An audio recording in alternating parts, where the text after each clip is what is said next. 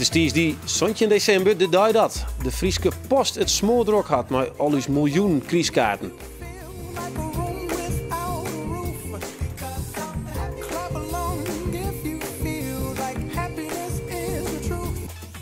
En dat selfie het woord van het ierwunnen is.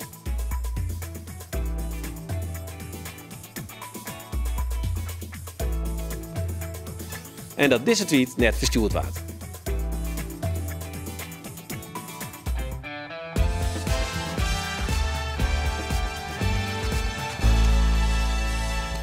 Die foto's hebben we een heel soort willen horen op de redactie. Goeien en welkom bij Bient, maar bijzondere beelden van een reddingsactie van het KNRM op de IJsselmaar. En ik praat met de man die het op ludieke wijze de gemeente de Friese Meren een streek leverd had. En de brekken spannende tien voor uw Frieske reetrieders. Een heel soort bezoekje had te plaatsen voor de Olympische Spelen. En deze week presenteren wij 5 kanshebbers voor een ticket naar Sochi.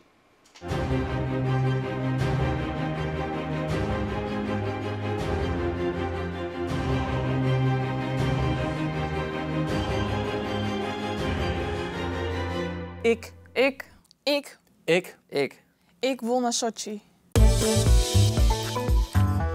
Ja, er binnen leukere momenten om onder slag te gaan als nieuwe voorzitter van VNO-NCW Friesland. Zo'n week is oud-deputaire Sjoerd Galema de nieuwe leader van de Frieske werkjouwers. En dat er een soort werk te dwaan is, dat blijkt de Joetel weer. De werkgelegenheid in Friesland rint in 2014 op naar 10%. En werd in andere provincies de economie groeit, bloot het in Friesland op 0 steen. Dat blijkt uit een Joet presenteren rapport van de ING. Aan tafel Sjoerd Galema en uw vaste gast Geesje Duursma. Welkom beiden. Ian op de 10 Friesen is dus in 2000, werk in de Friesen het dus net een baan. Ken je Ian? Die geen baan net op dit staat? Ja, ik ken hem wel meer dan een paar jaar, ja. Wat binnen voor mensen? Vooral mensen die al wat op leeftijd binnen, boven de 50, die weer moeilijk aan de slag komen kennen. Ja. Soort uit de bouw, die in de bouw werken. Hè. Daar zijn een soort mensen zonder werk werken. Dus ik ken hem al op. Ja, wat doet het met jou, dat je die civiliseren en dat je met die mensen kan praten? Nou, ik vind het een drama. Het is, voor de mensen zelf is het een drama. Want, en vooral voor jongeren, als jouw loopbaan beginnen, dat is zo'n valse start. En ik zou er alles aan doen willen om dat vooral voor jonge mensen te voorkomen. Ja, je heet Koos Hoorn. Voor jou hier als deputaire en vooral op het economische financiële markt, is daar wat misgaan? Nee, deze hele grote crisis die zit net zozeer op provinciaal niveau. Ik doe hem wel om te draaien. Zo eigenwijs ben ik dan ik nog wel. Wij hebben in 2008 hebben wij een heel soort werk naar Friesland hellen met het Zuiderzeelijnpakket. Alles wat er nou omlauwt op de kop staat, maar de heer omlauwt. Ja, waarom wij in jaloeren te laat op het werk komen? Ja, dat stamt uit die tijd, maar het wordt al beter. Hè? Dat is de bedoeling en dat gaat gebeuren. Er is uw tijd hier. Maar dat moet nog komen, dat moet nog gebeuren. We zitten er nou middenin, Geesje.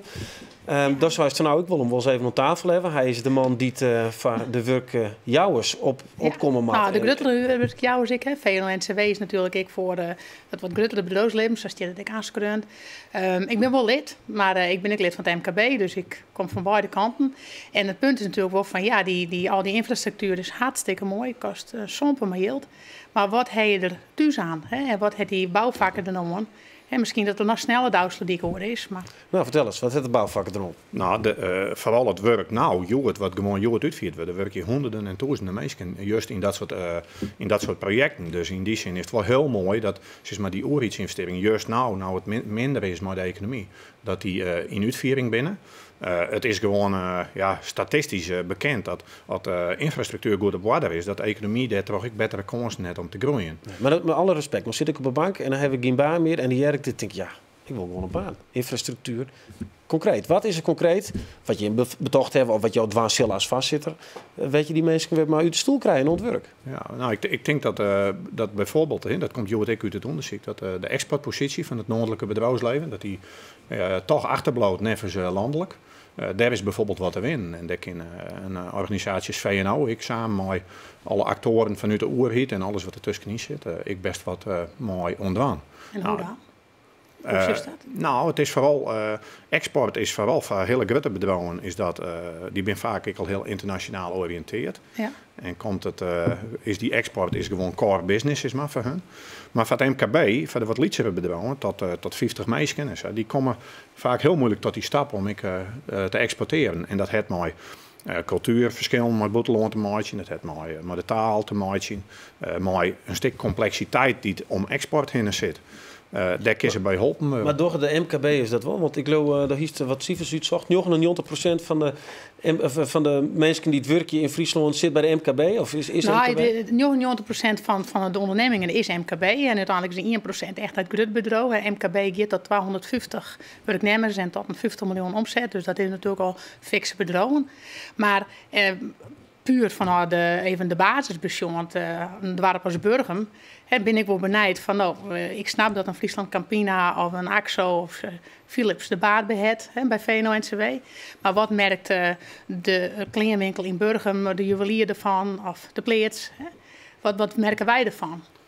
Ja, ik denk dat bij deze grote werkjouwers, daar werk je een heel soort mensen. Dus als het er goed gaat, dan zal ik het midden- en kleinbedrijf en de hele middenstand, die zal daar wat van vernemen.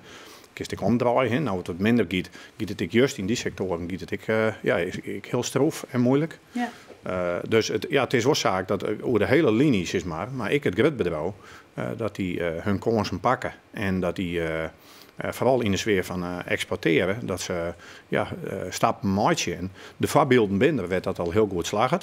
Maar daar ben ik sectoren, werd dat nou wat achterblijven. Ja, ik wil eens even met jou zien naar bijvoorbeeld de bouw. Dat is nou echt zo'n sector waarvan wij weten in Friesland, we maken een soort, maar er gaat stream in. Ja. Wat zou er nou gebeuren kunnen?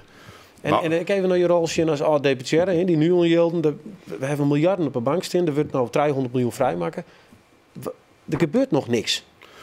Ik kan wel innemen, dat is ik wel een beetje in diezelfde oerhiet wel een beetje een klacht. Een klacht in oerhiet nou? Ja, zeker. Let even op. Ik in 1 week ik 3 voorbeelden van mensen die de bouwvergunning net krijgen. En die bloot onderin een la lezen. En ik vind het echt, het bestaat toch net dat iemand een paar miljoen investeren wil. En dat hij de kans net krijgt en dat de jere 5 kilometer verderop en onnemen via gaat, omdat er. Waar is dat gebeurd? Welke gemeente? Nou, ik geloof, want ik heb al maar de wethouder bellen. Ik vind net. Dan neem je zelf actie dus. Ja, tuurlijk onderneem ik actie. Dan zeg ik van dit bestaat dan net. Dat jij in je failliet gaat en jij is in die het investeren wil. En juist nou met die trorrentierden van vergunningen, die moet natuurlijk minimaliseerd worden. Die moet Deloitte in die zin ik een opdracht bij de oerhiet. Ja, wat zullen wij daarom hebben? Ja, maar die strooperigiet, dat poldering. Dat is natuurlijk wel een beetje wat ik kleeft aan het VNO-verhaal. Dat makkelijker door lezen. En we hebben mij dat trainee-traject. Nou, dan krijg ik bericht, 3 weken wachtzie. Het trainee-traject, dat is voor we hebben het jij doorgaan, maar die trainees die de provincie beschikbaar stelt. Nou, meer dan 3 maanden wachtzie, denk ik. Hoe moeilijk is dit? Hè? En zag je het in de bouw en zag je dat ik maar heel soort oren denk. Nou, sjuggen dan even naar die centrale as, hoe lang dat worden het. En hoe lang het nog wordt. Ja. En daar zit een liedse ondernemer, die het zelf voor tijd net. Maar kunnen wij positief aansluiten? Want hoe jou waard zijn, het is een charmante boef. In de politiek. Weet je nou, echt goed in dat gift. Ja, ik heb even niet dat gift. Dat hier maar werkdeling en alles te krijgen. Zit ik nou naartoe zeggen.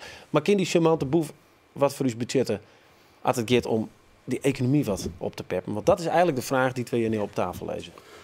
Ik denk dat een groot part van wat er in de economie omgekeerd is, het gemoed van de mensen. En als we met elkaar al hier in de put zitten willen, dan kan dat nog heel lang. Dus kist hem ik omdraaien. We kunnen elkaar proberen op te fietsen en on te fietsen om weer stappen te maken. En ik denk, nevens de jaren dat ik in de politiek zit, vooral de eerste jaren, zit er echt veel in. En toen weer de machine goed op stoom.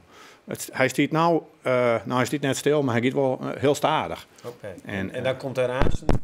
Dan komt er Aasten Galema. Ik gooi kooltjes op het vuur. Dat zeg ik meer al. Actie. Nou, beloofd. Ja. Tegen dank. En had ik het goed begreep, nou, dan moet het aansnel hier goed komen. Had elke keer wel even wat meer HBS doet en ik de gemeente een beetje opzetten. Ja, over 51 dagen beginnen de Olympische Spelen in het Russische Sochi. Shorttrekkers als Shinky Knecht en Daan Breusma, die binnen al wist. Maar dat is oors voor onze reetrieders op de lange baan. Want die strijden deze mannen om een plakje op te spelen. Deze week portretteren wij 4 van deze Frieske kanshebbers. En Joet is dat Antoinette de Jong.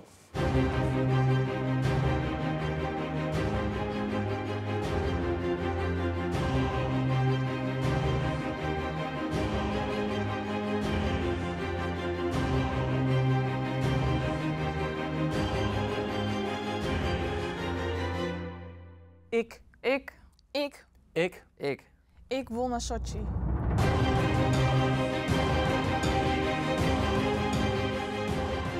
Het wereldrecord voor junioren van Sablikova is 4:00:63. Dat gaat ze halen.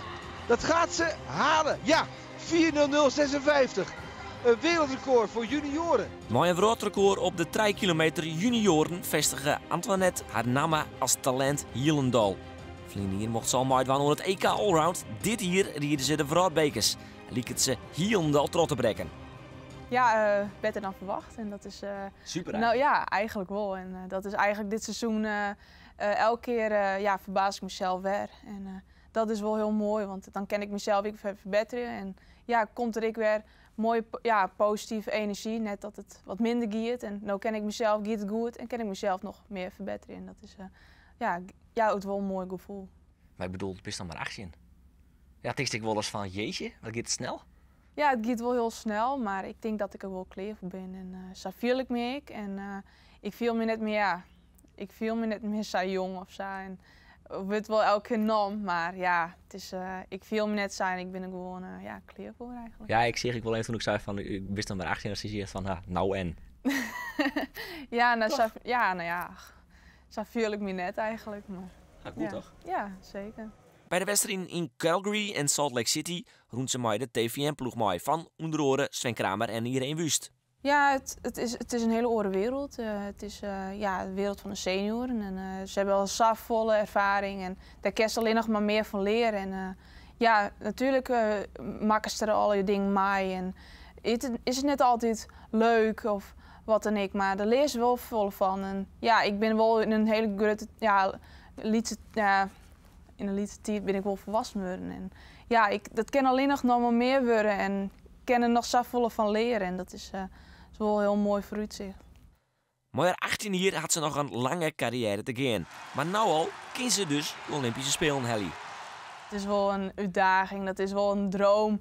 Best elke keer ja, werd ik als lietsvamke eigenlijk. Vroeger zat ze in op zeg. En dat wil ik letterlijk. En ja, dan steek ik hier op het NK en het EK al. En de World Cups en dan denk ik van ja, het is nog maar één ding wat ik nog zo graag wil. En dat is de Olympische Spelen. Zo'n 20, 29 en 30 december riet Antoinette de 3000, de 1500 en de 4000 meter. Op wij dus misschien wel naar Sochi, de Olympische Spelen van Antoinette de Jong. Ja, maar het is net zo leuk zeer. Hier aan tafel, Frits Wind. Hij is jood in het Nijs omdat hij alle fjouwer nam van de fusiegemeente de Friese Meren inpikt had. Het is een ludieke actie, maar de gemeente is toch wel een beetje gefrustreerd. En ik praat met de leden van de KNRM hoe het aanroende hier, want ja, dat weer hier mooi een soort storm en bijzondere reddingsacties.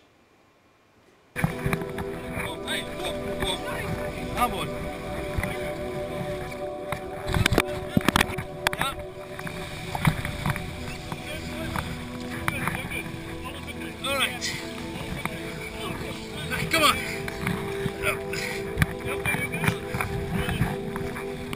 Gotcha. Other hand. All right. Come on.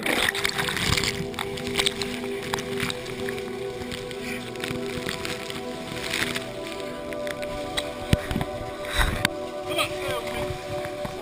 We're not leaving you.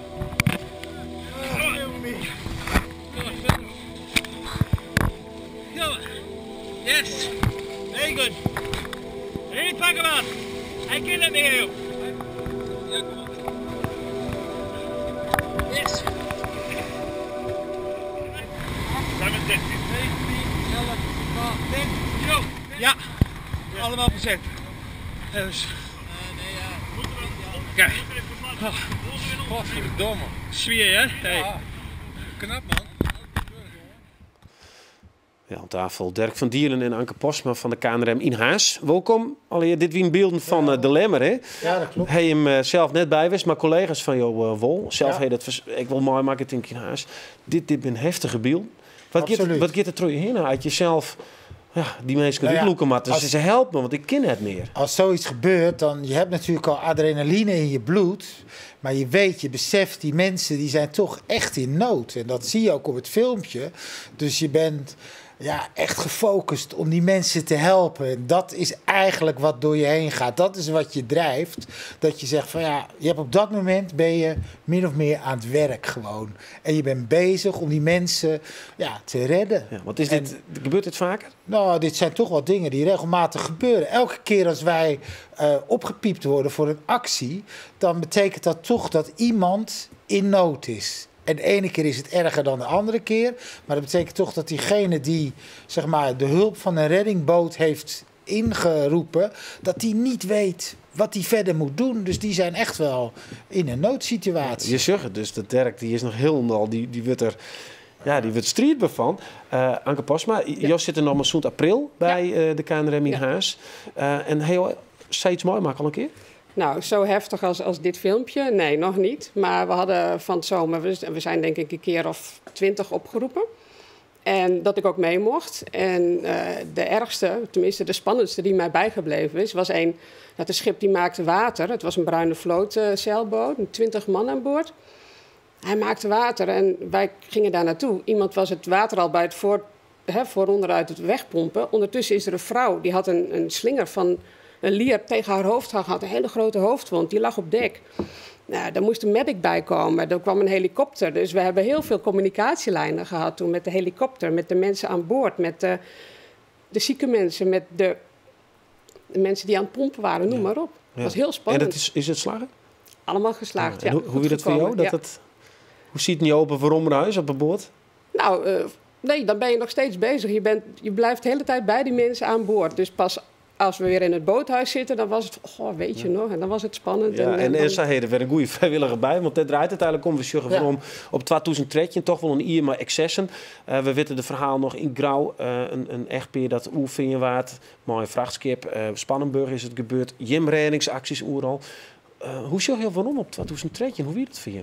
Nou, het was best wel een heftig jaar. Er zijn natuurlijk veel dingen gebeurd. En dat klopt, of tenminste, het klopt. De watersport neemt toe. Er zijn steeds meer mensen die varen. En zo gebeurde het natuurlijk ook, regelmatig. Maar of toch wel. Meer mensen niet varen of meer mensen niet varen en die het net kennen? Nee, ik denk dat het meer gaat over dat het meer mensen zijn die varen. Dus de kwantiteit neemt toe. En daarmee loop je dus natuurlijk ook wat risico dat het aantal mensen die wat minder bekwaam zijn, dat ook toeneemt. Dat klopt. Zou dat een oproep is aan de watersporters die dus van april dus er weer opgaan en geen zwemvesten om hebben. Zou dat een oproep wezen kinderen? Van denk er toch wat beter om? Ja, denk erom, absoluut. Het is, je moet altijd uitkijken. Je moet echt weten waar je mee bezig bent. Zowel op de weg, maar zeker ook op het water. Ja. Ik wil toch nog even zien naar een filmpje dat wij maken hebben bij hem. Want je hebben een evaluatie gehouden van de Stwarmek. Ja. En dan kunnen we nog even zien wie we bij. Okay.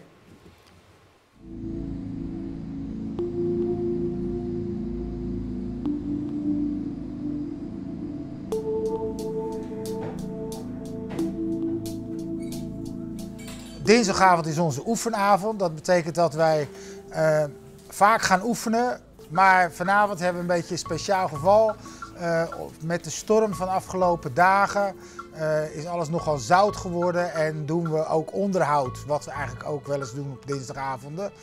Ook een soort oefening is dat. Maar vanavond hebben we nogal wat schoonmaakwerkzaamheden. Om het zout van de ruiten te krijgen, de boten even spoelen. Even alles weer nalopen, zodat alles weer tip-top in orde is.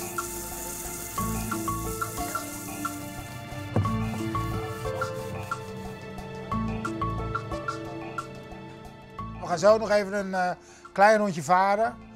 Ze zijn nu bezig even de boten na te kijken. En we gaan straks even met 2 man gaan we even een klein rondje varen.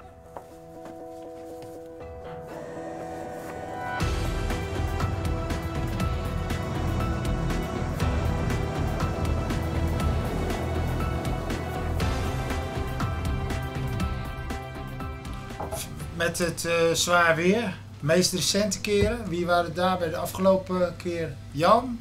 Gerard. Klaas. En Klaas? Ja, een hoop zand, rotzooi. Het was er zwaar van. En dat kon je ook wel terugvinden later. Ja, dat je... En we maakten even flinke stuiter. Ja. En dan hebben we nog dingen van geleerd. Het varen is toch anders.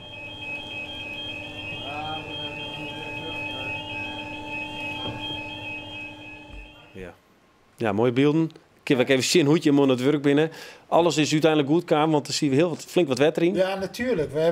Maar goed, je hebt dan echt onderhoud hè, na zo'n storm.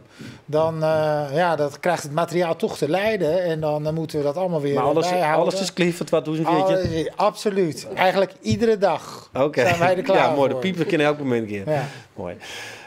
Gendij gaat voorbij. We gaan even heel wat oors hebben. Dat de namenkwestie van de nieuwe fusiegemeente de Friese Meren in het Nijs komt. Je ook weer, omdat alle mogelijke namen van de gemeente nou kaart binnen. De gemeente kent die naam alleen nog. Waarom krijg je trots het te kijken van ondernemer Frits Wind uit Rasserhouden. Goeie Wind. Dankjewel. Prachtige ludieke actie. Wij toch eerst, het gaat om internetnamen. Maar wat heb je ook krijg van de gemeente oppikt? We hebben voor de Benelux hebben de naam dus patenteerd, dus geregistreerd. Welke dus, naam? De Friese Meren, de Frieske Marren en Frieske Marren. En waarom heb je dat hier? Nou, het is eigenlijk een ludieke actie, want de gemeente die wil eigenlijk de namen verhoren. Dat kost tussen 400.000 en 800.000. Ja, dat het is nou de Friese Meren. Ja. FNP kwamen bij, die Zuid-Friese partij met de Friese Marren bezig. Ja. CDA is er maar akkoord gegaan. Nou, die is in principe onder druk, die Maigong.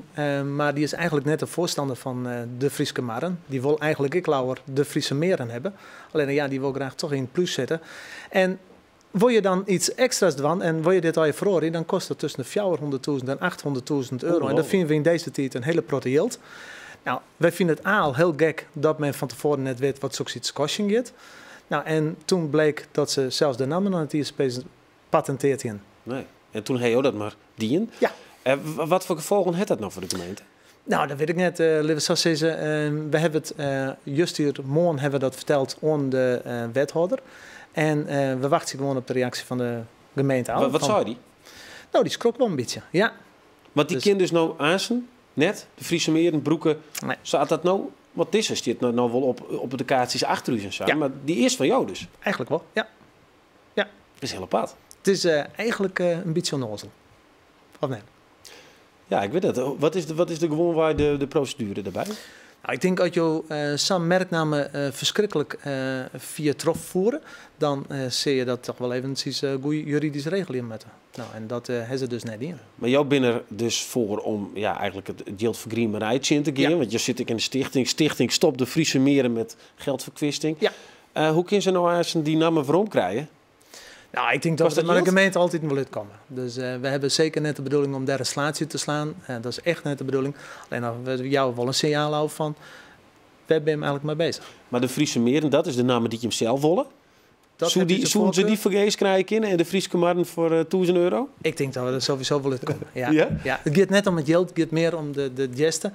En zo zijn we van plan om in de periode tot de verhoring in het verhaal maar ludieke acties te komen. Nou, we zullen wel afwachten wat er gebeurt. Je hebt nog net een bod gekregen? Ja, er zijn al ondernemers die van de naam al ook heb je. Er zijn ook al mensen op internet in die zijn van lid ze maar bieden en de opbrengst gaat naar Serious Request. Er zijn al hier dingen, er zijn ook al mensen die zijn van we kennen wel een dwarpshuis voor maatje of stichten. Dus ja, de creativiteit is er enorm. Oké, nou. Mooi, bedankt voor je verhaal. En we zullen zien hoe het al rint. En het is in ieder geval een goede les van die nieuwe fusiegemeente. Dat ze dat even patenteren. Goed. Mooi. Ja, morgen stappen de 3 DJ's van 3FM in het Glazenhuis op het Ceylon. Omroep Friesland heeft een webcam ophangen, zodat je alles zien kan wat er op dat pijn gebeurt. Dit binnen de beelden, die kunnen we nou even zien. Als je nou even naar omroepfriesland.nl gaat, dan kun je alles volgen. Ja, nou is het nog wat leeg. Maar daar is het Glazenhuis, zeggen we, waar die fietsenmodel komt. En je hebt het alles opgebouwd. En dit zal over een paar dagen, dat ik morgen als is het zwart van de mensen. Zie je dat net meer herkennen. Maar ja, wat zal het een mooi spektakel worden. Ja, dit biedt voor jou het morgen weer direct weer. Maar voor zelfs een soort nijs hoe het Glazenhuis. Ik wens je nog een hele noffelke jong verder.